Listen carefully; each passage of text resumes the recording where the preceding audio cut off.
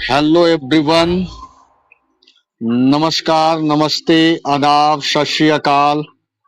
I hope आप लोग अच्छे होंगे, स्वस्थ होंगे, मस्त होंगे और अच्छे से आप लोग अपना पढ़ाई कर रहे होंगे। चलिए बिना लेट किए हुए हम लोग वीडियो को स्टार्ट करते हैं। स्टार्ट करने से पहले आप लोग से रिक्वेस्ट है कि हमारे चैनल को लाइक और सब्सक्राइब कीजिए और अपने फ्रेंड्स के साथ शेयर कीजिए ताकि उन्हें भी फायदा हो। तो दोस्तों आज हम लोग स्टार्ट करते हैं बिहार का जो बजट है 26-27 का, उसके बारे में हम लोग डिस्कस करते हैं। तो इस चीज को हम लोग समझते हैं। पहले जो ये प्रस्तुत किया गया, प्रस्तुत जो हुआ था ये 3 फरवरी को हुआ था, याद रखना है 3 फेब को हुआ था 2026। ठीक है, ये जो प्रस्तुत हुआ था ये किया गया था वित्त मंत्री के द्वारा। जो वित्त मंत्री थे, वित्त मंत्री थे विजेंद्र प्रसाद यादव। विजेंद्र प्रसाद, जो विजेंद्र प्रसाद यादव जी थे उनके द्वारा यह बजट प्रस्तुत किया गया था। इसके बाद देखा जाए इस बजट में जो मेन फोकस था वो 7 निश्चय जो 3 था, 7 निश्चय 3, 2 तो हो चुका है, 7 निश्चय 3 का था, जिसमें क्या था, समावेशी विकास था। इसमें विकास था, रोजगार था, रोजगार सृजन, रोजगार था, शिक्षा था, महिला सशक्तिकरण था, कृषि था, आधारभूत संरचना था, जो बेसिक इंफ्रास्ट्रक्चर होता है, आधारभूत संरचना था। ठीक है, उसके बाद जो नागरिकों का कल्याण के लिए था, जो आम नागरिक है, नागरिक कल्याण से रिलेटेड था। मीन्स दैट जो प्रस्तुत हुआ था 3 फरवरी को विजेंद्र प्रसाद यादव के द्वारा किया गया था, जो वित्त मंत्री है, और उसमें जो मेन फोकस जो था वो था 7 निश्चय 3, जिसके अनुरूप जो था वो था समावेशी विकास, रोजगार सृजन करना, शिक्षा, महिला को ध्यान देना, कृषि था, जो बेसिक इंफ्रास्ट्रक्चर था, नागरिक का कल्याण इत्यादि, ये सब टॉपिक जो था उसमें शामिल था। इसी को ध्यान दृष्टि में रख के ये बजट को बनाया गया था। अगर बजट की बात किया जाए, बजट जो था एक्चुअली कितना था, ये बजट जो था ये था 3,47,589 करोड़। कितना था? 3,47 करोड़, 3,47,589 करोड़ 0.76 इतना था। यानी मोटा मोटी याद रखना है 3.5 करोड़, मतलब 3.5 लाख करोड़ का बजट था। यानी 3, अगर एग्जाम में आता है तो ये डेटा के अनुसार ही देगा, और मोस्टली जो बीपीएससी एग्जाम है और बिहार से जो रिलेटेड एग्जाम है उसमें डेटा तो जरूर देता है। तो हम लोग याद रख लेंगे 3,47,589.76 करोड़। ठीक है, अब देखिए जो वित्त वर्ष जो 2024 अपना 2024-25 रहा, 2024-25, उसके कंपेयर में जो परसेंट ग्रोथ ही जो परसेंट ग्रोथ हुआ बजट में वो 9.68% था। यानी पहले के मुकाबले में 9.5% जो है बजट बढ़ा है। ठीक है, बढ़ा। ये क्वेश्चन आता भी है कि जो 24-25 के मुकाबले में जो 26-27 का जो बजट था वो बढ़ा है या घटा है? तो बढ़ा है। कितना परसेंट बढ़ा है? तो 9.68% एक्यूरेट डाटा है, लगभग 9.5% से ज्यादा हो सकता है। यानी अगर पैसे में बात करें तो 30,694 करोड़ रुपया इतना बढ़ा है अपना। ठीक है, तो बजट में जो मेन मुद्दा है याद रखने वाला कि टोटल बजट था 3,47,589 करोड़ रुपया। उसके बाद जो था 24-25 के मुकाबले में 9.68% वो बढ़ा है, यानी 30,694 करोड़ रुपया बढ़ा है। ये रहा, इतना हमको क्लियर है, आप लोग बताइएगा। अब देखिए बिहार में जो है वृद्धि का अनुमान जो लगाया गया है, बिहार में जो वृद्धि दर का अनुमान लगाया गया है कि वृद्धि कितना होगा, कहीं कहीं वृद्धि जो अनुमान लगाया गया है वो 14.9% का लगाया गया है, यानी लगभग 15%, यानी 14.9% का अनुमान लगाया गया है कि 26-27 में वृद्धि रहेगा। यह जो बजट है, ये बजट अगर पूछेगा कि बजट कितने स्तंभ पे है, तो 5 स्तंभ पे है, 5 स्तंभ पे है। पहला जो बजट है वो ज्ञान आधारित है, ज्ञान पर है। दूसरा निष्ठा पे है। तीसरा जो है ये विज्ञान पे है, साइंस पे। फिर है आकांक्षा पे और कांक्षा पे, और लास्ट जो है वो सम्मान पे है। तो ये हम लोग को याद रखना है कि बिहार का जो बजट है उसका मॉडल जो है वो 5 स्तंभ पे आधारित है, ज्ञान, निष्ठा, विज्ञान, आकांक्षा, सम्मान। याद रखना है, ज्ञानी और विज्ञान और आकांक्षा, ज्ञान, निष्ठा, विज्ञान, आकांक्षा और सम्मान, ये 5 स्तंभ पे आधारित है। अब देखा जाए तो इसका जो संकल्प है, इस बजट का कुछ तो संकल्प होगा कि नहीं हम ये कर लेंगे वो कर लेंगे। तो इसमें पहला जो संकल्प है, ये संकल्प क्या है इस बजट का, मेन इसको ध्यान रखना है कि जो भी है प्रति व्यक्ति आय जो है, प्रति व्यक्ति आय है, प्रति व्यक्ति जो आय है वो क्या कर लेना है, वो दोगुना करना है। क्या करना है, दोगुना करना है। प्रति व्यक्ति आय को दुगना करना है अगले 5 वर्ष में। अब उसके लिए क्या क्या प्रावधान है जो आपने डिस्कस कर ही लिया, रोजगार सृजन होगा, महिला को सशक्तिकरण किया जाएगा, कृषि का अच्छा से विकास होगा। उस जो पॉइंट है उस पॉइंट के आधार पे जो प्रति व्यक्ति आय है उसको 5 वर्ष के अंदर में दुगना कर लेना है, ये मेन संकल्प है। दूसरा जो है 1 करोड़ रोजगार सृजन भी करना है। जो आपने देखा भी होगा कि जो पिछला जो पिछला जो चुनाव हुआ उसमें सरकार की तरफ से ये संकल्प भी था कि हम 1 करोड़ रोजगार सृजन करेंगे। तो 1 करोड़ रोजगार सृजन का संकल्प है। तीसरा जो है, ये दूसरा और ये पहला, दूसरा तीसरा था महिला सशक्तिकरण, महिला का सशक्तिकरण, ये भी है जो मेन संकल्प है। अब महिला सशक्तिकरण के लिए उनको स्वरोजगार, जैसे दीदी योजना है, फिर एमएसएमई से जोड़ना है, फिर उसके बाद उनको जो रोजगार के लिए 10,000 रुपया स्टार्टिंग में दिया गया, फिर अगर उनका सक्सेस होगा तो 2 लाख रुपया दिया जाएगा, और वो 2 लाख में अगर और सक्सेस होगा तो लाख रुपया माफ कर दिया जाएगा। इस तरह के लाभान्वित जो अट्रैक्ट करने के लिए, महिलाओं को मेन स्ट्रीम में जोड़ने के लिए इस तरह का प्रावधान गवर्नमेंट के द्वारा किया जा रहा है, जो ये बहुत ही अच्छा कदम है महिलाओं को जागृत करने के लिए। अब देखिए, अब हम लोग चलते हैं कि इसमें कुल व्यय कितना कैसे कैसे होगा उस चीज को देखना है। देखिए टोटल जो है 3,47,589 करोड़ 76.76 है। इसमें क्या है कि जो योजना होगा, जो भी योजना चल रहा है राज्य में, इस पे जो व्यय होगा लगभग 1.22 लाख करोड़ रुपया होगा। कितना होगा, 1.22 लाख करोड़, जो भी योजना चल रहा है गवर्नमेंट का वो। फिर जो 7 निश्चय 3 हुआ, 7 निश्चय 3 योजना जो होगा, निश्चय 3 योजना जो होगा, इसका जो टाइमलाइन है इस चीज को याद रखना, 25 से 30 है। तो इसमें आवंटन जो हुआ है वो 14,800 करोड़ रुपया हुआ है। ये 25-30 तक है इसका वैलिडिटी। 14,800 करोड़ रुपया जो है इसमें लगाया जाएगा। फिर उसके बाद देखा जाए तो स्थापना और प्रतिबद्ध जो व्यय होगा, कोई भी एकदम फिक्स है कि उसमें करना ही करना है, स्थापना और प्रतिबद्ध,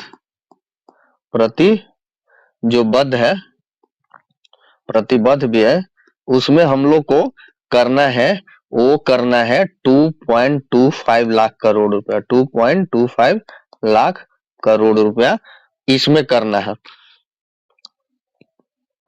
अब देखिए राजस्व व्यय है, जो राजस्व व्यय है, राजस्व व्यय पे कहां से क्या आता है गवर्नमेंट का राजस्व व्यय है।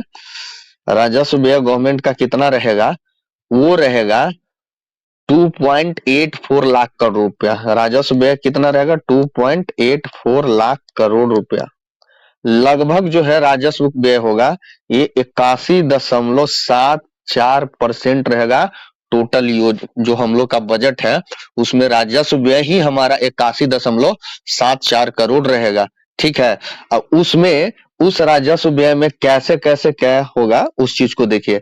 पहला चीज तो देख ले, राजस्व व्यय होगा, राजस्व व्यय यहाँ पे लिखते हैं, जो राजस्व व्यय होगा वो राजस्व व्यय कितना होगा 2.84 करोड़, लाख करोड़ है ये, लाख करोड़ समझिए। मतलब ये टोटल बजट का कितना है आपका 81.74% रहेगा। इसमें क्या क्या खर्चा होगा से समझिए। पहला तो इसमें जाएगा वेतन, ठीक है, वेतन में कितना जाएगा, वेतन में लगभग अगर जाएगा तो 96,128 करोड़ रुपया जाएगा। 96,128 करोड़ रुपया लगभग वेतन में जाएगा। वेतन रहित अनुदान कितना है, कितना अनुदान रहेगा, वेतन रहित अनुदान, रहित अनुदान, अनुदान जो रहेगा वो रहेगा लगभग वेतन रहित अनुदान रहेगा वो रहेगा 49,838 करोड़ रुपया, इतना रहेगा वेतन रहित अनुदान। उसके बाद देखिए जो परिसंपत्ति सृजन हेतु अनुदान होगा, जो परिसंपत्ति हेतु जो सृजन हेतु अनुदान होगा, अनुदान वो कितना रहेगा, वो लगभग रहेगा तो 24,400 करोड़ रुपया रहेगा, 24,400 करोड़। और पेंशन पे गवर्नमेंट का कितना हो जाएगा खर्च, पेंशन पे लगभग खर्च होगा 35,170 करोड़ रुपया। समझिए कितना खर्चा है इस तरह से। और ब्याज में जो खर्चा होगा, ब्याज भुगतान में जो गवर्नमेंट जो लोन लेती है सेंट्रल गवर्नमेंट से, चाहे और भी जो इंटरनेशनल एजेंसी है सेंट्रल की अनुमति से, वो लगभग 25,363 करोड़ रुपया इतना। अब आते हैं राजस्व व्यय, टोटल होगा 2.84 लाख करोड़, जो पूरे बजट का लगभग 81.74% होगा। वेतन जो होगा 96,128 करोड़ रुपया खर्चा होगा। जो वेतन रहित अनुदान होगा वो 49,838 करोड़ होगा। परिसंपत्ति सृजन हेतु अनुदान जो होगा वो 24,400 करोड़ होगा। और पेंशन जो होगा 35,170 करोड़ जाएगा। और ब्याज उस पे जाएगा 25,363 किलोमीटर, ये जो है करोड़ रुपया खर्चा होगा। ये हो गया अपना राजस्व व्यय। अब देखा जाए तो पूंजीगत व्यय क्या होगा गवर्नमेंट का, वो देखते हैं। ये होगा पूंजीगत व्यय, पूंजीगत व्यय, ये गवर्नमेंट का पूंजीगत व्यय का खर्चा कितना होगा वो देखिए। ये लगभग 63,455.84 करोड़ रुपया इतना रहेगा। मोटा मोटी ये 18.26% क्या होगा पूंजीगत अपना व्यय होगा। जो पूंजीगत व्यय में जो पूंजीगत परिव्यय होगा, इसका जो परिव्यय होगा, पूंजीगत परिव्यय, उसमें जो खर्चा है वो 39,377 करोड़ होगा, 377 करोड़ होगा। और जो सार्वजनिक जो ऋण होगा, सार्वजनिक ऋण पे जो व्यय होगा, सार्वजनिक जो ऋण पर व्यय होगा वो कितना होगा, लगभग वो लगभग 22,664 करोड़ रुपया होगा, ये होगा। और ऋण एवं अग्रिम जो राशि पे खर्चा होगा, ऋण और जो अग्रिम राशि पे खर्चा होगा, अग्रिम राशि पे वो लगभग खर्चा होगा 1,413 करोड़ रुपया।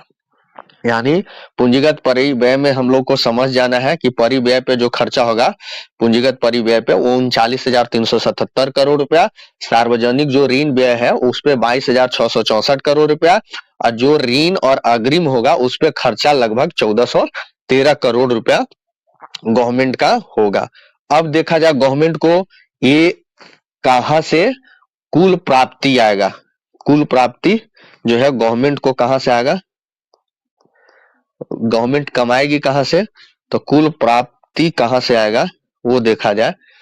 वो जो कुल प्राप्ति जो है पहला जो देखिए कि ये 3,47,589 करोड़ 76 इतना उन्होंने बताया है कि हम लोग लगभग 3.48 लाख करोड़ का बजट दिया है। तो राजस्व प्राप्ति से इनको कितना आएगा, जो राजस्व से जो कलेक्शन होगा वो होगा लगभग 2.85 लाख करोड़, 2.85 लाख करोड़ रुपए का जो होगा वो प्राप्ति होगा, जिसमें से जो केंद्र से है, जो सेंट्रल से होगा, सेंट्रल से जो प्राप्ति होगा वो 2,10,074 करोड़ रुपया यहाँ केंद्र सरकार से मिलेगा। जो केंद्र सरकार से जो राजस्व प्राप्त होगा वो 2.10 लाख करोड़ रुपया का प्राप्ति होगा। और केंद्रीय जो कर में राज्य का जो हिस्सा होगा उसको अगर जोड़ लिया जाए मतलब इसमें तो देखिए कैसे ये कैसे मिलेगा, 2,10,000 करोड़ रुपया जो सेंट्रल से जो टैक्स आएगा जिसमें राज्य का हिस्सेदारी होगा उसमें इसको मिलेगा 1,58,178 करोड़ रुपया। और उसके बाद जो केंद्र सरकार से अनुदान मिलेगा, अनुदान वाला जो मिलेगा राशि, अनुदान, ठीक ना, अनुदान जो मिलेगा वो लगभग मिलेगा इनको 51,895.80 करोड़ रुपया।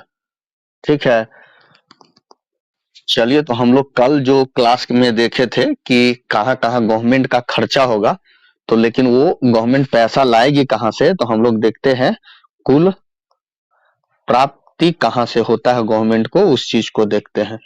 कुल प्राप्ति जो होगा ये जैसे बजट बनाई है 3,47,589.76 लाख करोड़ रुपए का, तो गवर्नमेंट को जो मिलेगा वो गवर्नमेंट को मिलेगा पहला तो राजस्व प्राप्ति होगा, राजस्व प्राप्ति, राजस्व प्राप्ति का गवर्नमेंट ने दिखाया है कि हमको 2,85,277 करोड़ जो है लगभग 2.85 जो है लाख करोड़ जो है वो मिलेगा।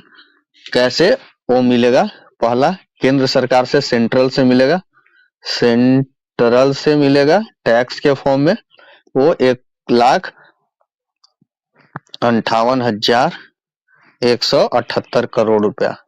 फिर दूसरा जो मिलेगा वो मिलेगा अनुदान के रूप में, सरकार से, केंद्र सरकार से अनुदान के रूप में मिलेगा, सेंट्रल से ही वो लगभग मिलेगा 51,895 कितना 80 लाख करोड़ मतलब हजार करोड़ रुपया इतना मिलेगा अनुदान, और इतना मिलेगा गवर्नमेंट को टैक्स के रूप में।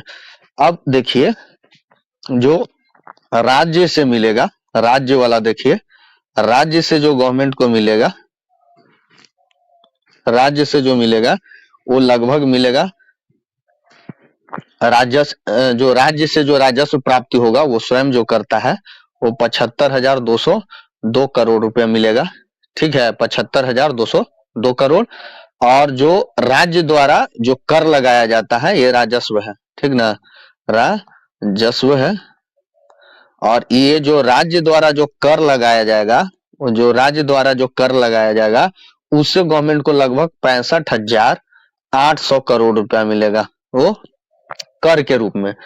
और जो गैर कर राजस्व होगा, जो गैर कर राजस्व होगा, गैर कर राजस्व जो राजस्व है वो गवर्नमेंट को मिलेगा लगभग 9,402 करोड़ रुपया, इस तरह से मिलेगा। और पूंजीगत जो प्राप्ति होगा, जो गवर्नमेंट पूंजीगत प्राप्ति करेगा, जो पूंजीगत जो प्राप्ति करेगा गवर्नमेंट वो कैसे करेगा, वो लगभग जो होगा उसका पूंजीगत प्राप्ति वो 62,475 करोड़ रुपया होगा। ठीक ना। ये हो गया उधारी जो होगा, उधारी के फॉर्म में जो उधारी है, उधारी जो है, उधारियां जो होता है लगभग 61,939 करोड़ रुपया जो है उधार के रूप में गवर्नमेंट लेगा। और ऋण जो वसूलेगा, जो दिया है लोन, तो ऋण वसूली के रूप में गवर्नमेंट को कितना मिलेगा, लगभग जो मिलेगा वो लगभग मिलेगा 536 करोड़ रुपया। इतना गवर्नमेंट को पूंजीगत प्राप्ति से होगा। तो ये रहा कि कुल प्राप्ति जो है 2,85,000 करोड़ जो गवर्नमेंट को मिलेगा, वो मिलेगा सेंट्रल से। उसके बाद राज्य से 75,000 करोड़ और 65,000 करोड़ वो मिला। और गैर जो कर है राजस्व का वो लगभग 9400 करोड़ रुपया है। और जो पूंजीगत प्राप्तियां हैं लगभग 62,000 करोड़ है। तो इस तरह से देखा जाए तो गवर्नमेंट को जो है कि धन को मिलेगा और उसको बजट में इंप्लीमेंट करेगा जो उन्होंने प्लान बनाया है। अब देखा जाए कि राजस्व का जो अधिशेष है, कितना लगभग अधिशेष बचेगा, उस चीज को हम लोग को देखना है। जो राजस्व अधिशेष है, राजस्व अधिशेष